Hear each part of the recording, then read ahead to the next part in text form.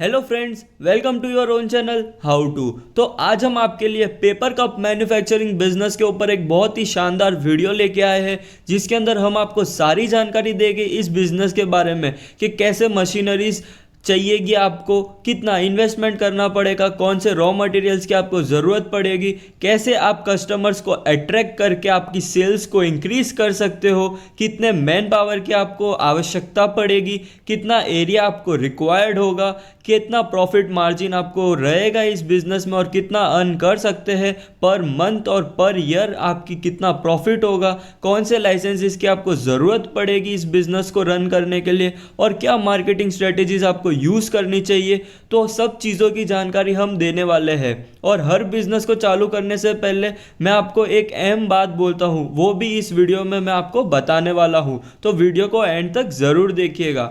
और अगर अभी तक आपने हमारे चैनल को सब्सक्राइब नहीं किया हो तो सब्सक्राइब ज़रूर कर दीजिएगा and hit the bell icon. तो बात करते हैं पहले कि क्या चीज़ें जाननी बहुत ही ज़्यादा ज़रूरी है कोई भी बिजनेस को चालू करने से पहले।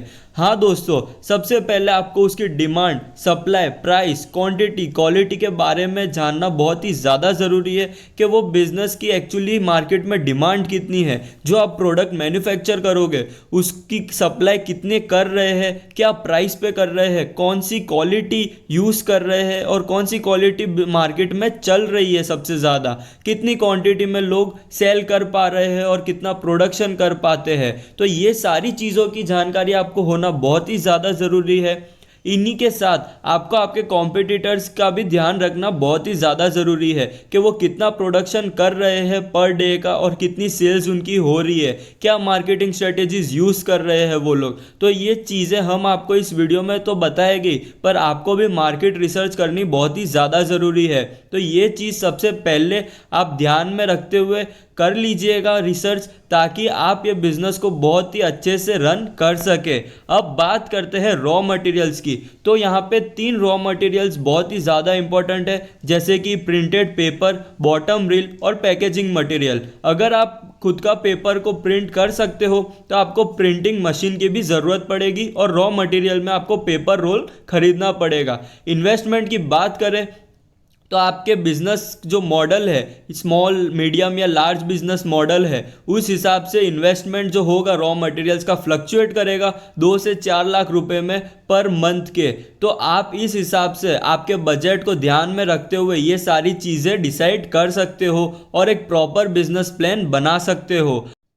अब बात करते हैं मशीनरी और प्रोसेस के बारे में, जहां बहुत ही ज़्यादा सिंपल प्रोसेस है कप मैन्युफैक्चरिंग का, जिसके अंदर अगर आप प्लेन पेपर वाइट रोल जो खरीदते हो मार्केट से रॉ फॉर्म में, उसे आपको प्रिंटिंग मशीन में इंसर्ट करना पड़ेगा। और अगर आप डायरेक्टली प्रिंटेड पेपर खरीदते हो मार्केट से तो यहाँ पे एक प्रिंटिंग का प्रोसेस कम हो जाएगा आपके प्रोसेस के स्टेप से, जहाँ पे आप डायरेक्ट उसे कटिंग और एजिंग मशीन में इंसर्ट करके जो आपका पेपर होगा वो पेपर कप के फॉर्म में आपको मिल जाएगा, जिसे पेपर कप फॉर्मिंग मशीन में इंसर्ट करके डायरेक्ट आपको फिनिश्ड कप मिल जाएगा, जहाँ पे पेपर कप फॉर्मिंग का काम होगा आपके पेपर कप्स को सील करके और उसका बॉटम रील को फिक्स करना। तो उसी के साथ आपका पेपर कप मैन्युफैक्चर हो जाएगा।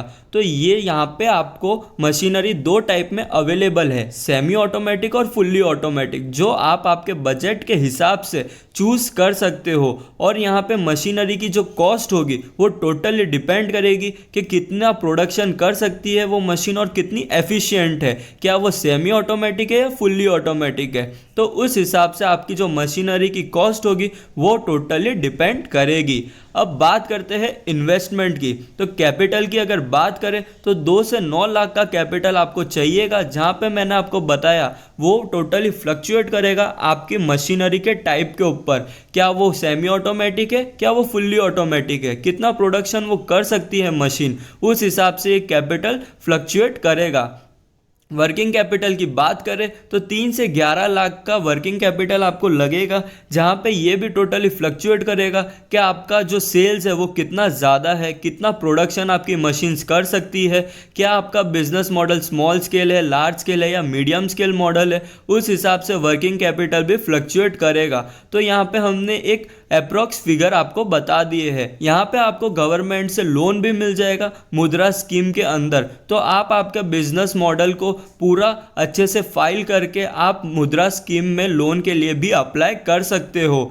तो अब बात करते हैं टारगेटेड कस्टमर्स की, कि कैसे आप टारगेट कर सकते हो आपके कस्टमर्स को और आपकी जो सेल्स है उसे इंक्रीज कर सकते हो।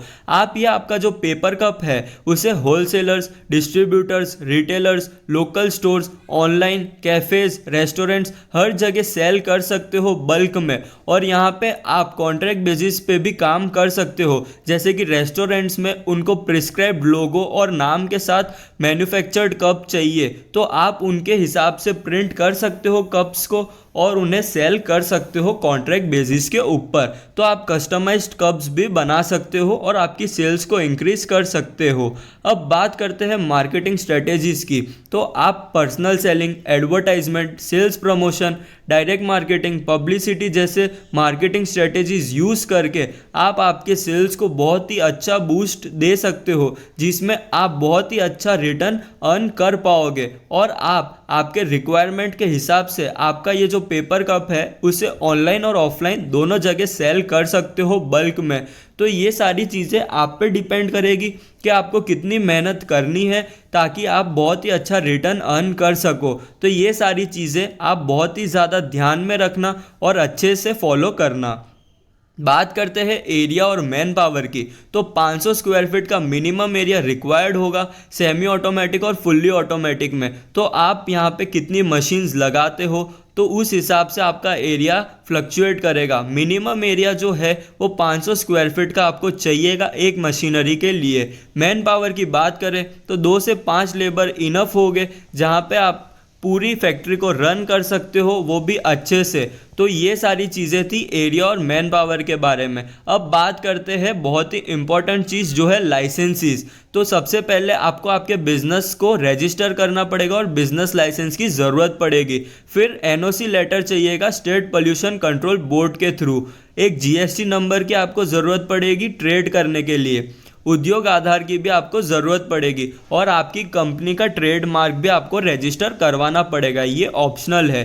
तो ये सारे लाइसेंसेस आपको बहुत ही ज़्यादा इंपॉर्टेंट है ये फैक्ट्री को रन करने के लिए। तो बहुत ही ज़्यादा ध्यान रख के आप ये सारे लाइसेंसेस को पहले एक्वायर कर ले और अप्रूवल ले ले, फिर आप ये बिजनेस मॉडल आगे बढ़ा सकते हो। अब सबसे इम्पॉर्टेंट चीज़ कोई भी बिजनेस को रन करने के बाद है वो है प्रॉफिट। तो प्रॉफिट डिपेंड करेगा आपके बिजनेस मॉडल और प्रोडक्शन के ऊपर। यहाँ पे हमने आपको रिटर्न परसेंटेज बताया है जिसमें आपको 14 to 35% का रिटर्न मिलेगा पर मंथ। तो आप यहाँ पे कितना सेल्स करते हो उस हिसाब से ये प्रॉफिट परसेंटेज डिफर करेगा। अगर आप बहुत ही अच्छा सेल कर लेते हो पर ईयर का तो ये रिटर्न परसेंटेज 35% के भी ऊपर जा सकता है। हमने आपको सारी टेक्निक्स बता दी है कि कैसे आप कस्टमर्स को टारगेट करें और कैसे मार्केटिंग स्ट्रेटेजीज यूज़ करके आप आपकी सेल्स को बूस्ट कर सकते हो। तो इस वीडियो में हमने आपको पूरी जानकारी दे दी है कि कैसे आप आपके सेल्स को बूस्ट करें,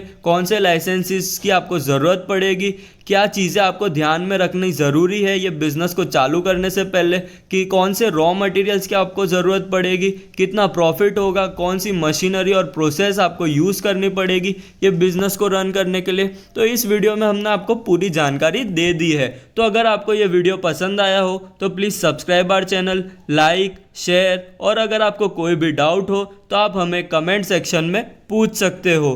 थैंक यू।